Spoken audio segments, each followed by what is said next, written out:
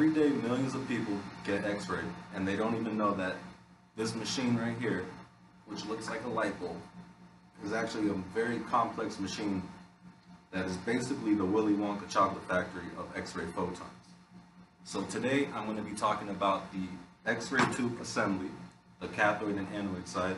I'm also going to be talking about the anode Hill effect, the line focus principle, and damages caused to the x-ray tube. Okay, so this is the housing of the x-ray tube.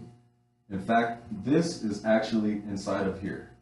And as you can see, it's also labeled with the cathode and the anode side. So we will further explain this machine. Here is a diagram of the X-ray tube.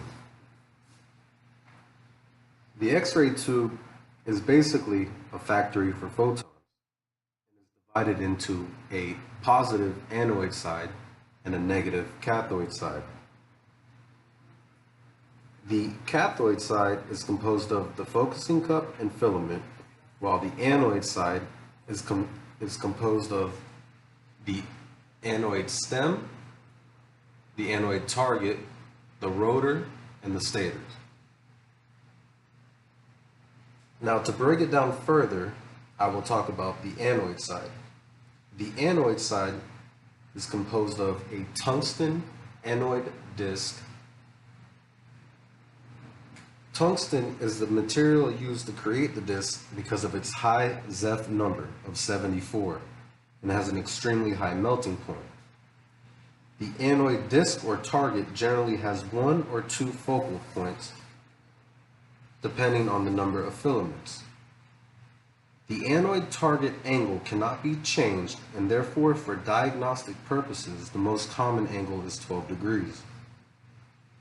The anode disc is connected to the rotor by the anode neck or stem.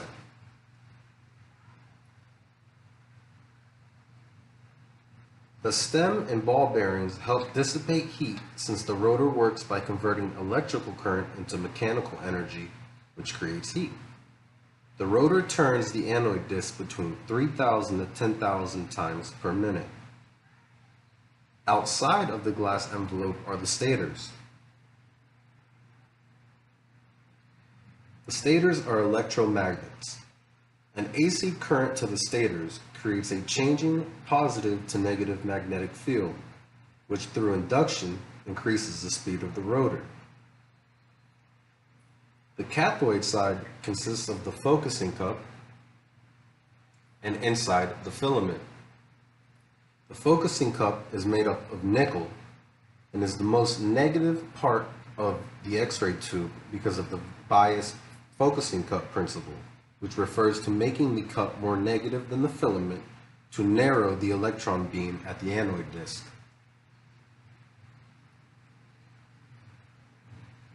This makes the focusing cup, like I said, the most negative part of the X-ray tube. The filament is made up of tungsten and is usually coiled. It sits 1 to 2 inches away from the anode disc, and through thermoionic emission, the filament produces electrons that will be directed at the anode target. Filament is made up of tungsten because it has a high Zeph number, high melting point, and high heat conductibility.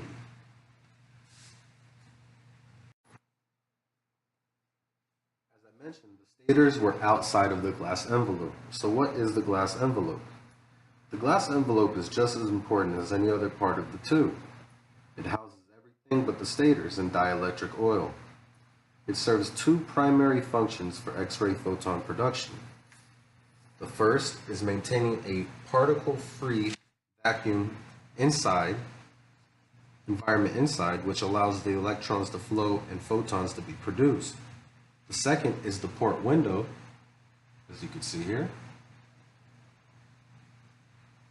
which is a thinner portion of the glass envelope and is where X-ray photons exit the tube. The glass envelope is usually made of Pyrex because it has a high melting point and can handle a substantial amount of heat while continuing its functions. The housing holds the X-ray tube, stators, and dielectric oil. So when you go get an x-ray done, obviously this diagram is not what you see. You see a housing or a tube that encompasses this. The housing has a main function. It functions as a ground, which prevents the patient and operator from electrification. It protects the x-ray tube from backscatter and protects the operator and patient from leakage radiation. So it is also a very important part of the whole x-ray tube. So now that I have explained the cathode and anode assembly of the X-ray tube, I will now talk about the line focus principle, the actual focal spot, the effective focal spot, and what happens when electrons strike outside of the actual focal spot. Here we have a diagram representing the line focus principle, which is the relationship between the actual focal spot and the effective focal spot. Its main purpose is to get the smallest focal spot to increase image detail. The actual focal spot is the exact point electrons are supposed to strike the tungsten anode disk. The effective focal spot is the vertical projection of the actual focal spot. There are two factors in the line focus principle that increase or decrease the effective and actual focal spot, which are the size of the filament and the target angle. Here, you can see we have a change in target angle, one 24 degrees and one at 12 degrees. When the angle increases to 24 degrees, it gives us a larger effective focal spot. But under no known circumstance will the effective focal spot ever be larger than the actual focal spot. Now in this diagram, both the 12 degree and 24 degree anode target have the same size electron beam, which is the same size filament. When electrons strike anywhere on the anode target besides the actual focal spot, it produces stem radiation, also known as off-focus radiation or extrafocal radiation, as you can see here. When the electron strikes the actual focal spot, it produces the primary beam, as you can see here. Stem radiation or off-focus radiation are low energy photons which exit the port window and are potentially dangerous to the patient. If enough off-focus radiation reaches the image receptor, it can produce a ghost image. Factors that reduce stem radiation are using the upper shutters of the collimator or using a grid. So now that I've talked about the actual focal spot, the effective focal spot, and stem radiation, I will now talk about the anode Hill effect, which radiographers can use to their advantage. Okay, so the anode Hill effect allows radiographers to take a better quality image of the denser portion of the body.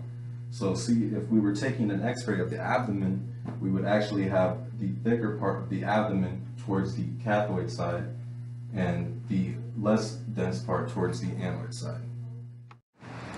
So why would we put the thicker body portion towards the cathode side instead of the anode side? Well, the anode Hill effect is when more photons exit the collimator towards the cathode side than the anode side. The factors that increase the anode Hill effect are a decreased target angle, a decrease in SID or source image distance, and an increased image receptor size. This effect used properly can really benefit the radiographer and really increase image quality. So now that I've talked about the anode Hill effect, I will now talk about damages that occur inside the X-ray tube. So when a radiographer uses a small focal spot, the radiographer is attempting to create a high quality image. On the other hand, this causes damage to the anode disc called pitting, as you can see here.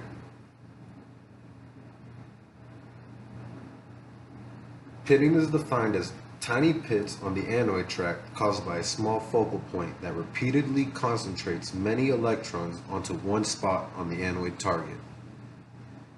This damage decreases the effect of the tungsten anode disc and decreases the function of the X-ray tube.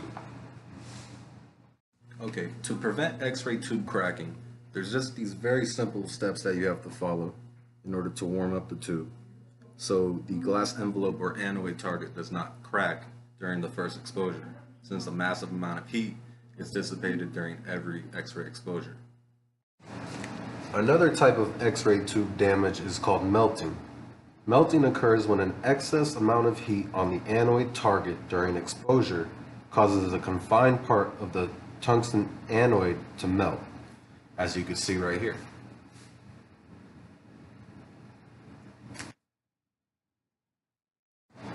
The last type of X-ray tube damage is called arcing. Arcing, which is caused by vaporized tungsten atoms that disturb the electric balance of the tube, results in changes of tube current. This causes the tube to short circuit or burn out just like a light bulb. And when it does, it causes the tube to fail. All these damages in any way result in some type of loss of function to the tube. Since the X-ray tube is like a giant light bulb, here on a regular light bulb, you can actually see arcing and the damage it's caused. It burnt out the entire light bulb, the same way it would do to the X-ray tube. So in conclusion, now that I explained the X-ray tube assembly, the line focus principle, the anode heel effect, and damages that occur inside the X-ray tube, I would like to thank you for listening to my presentation and hope that you have gained some knowledge from it. Hi, this is Brandon Duprey, and I hope you've enjoyed my video.